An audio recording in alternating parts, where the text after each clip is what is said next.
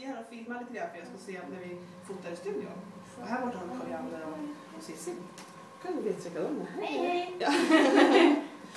Och så kan du filma lite grann så du ser vad vi gör. Så här gör vi när vi jobbar. Man får svettas lite, det är så det funkar.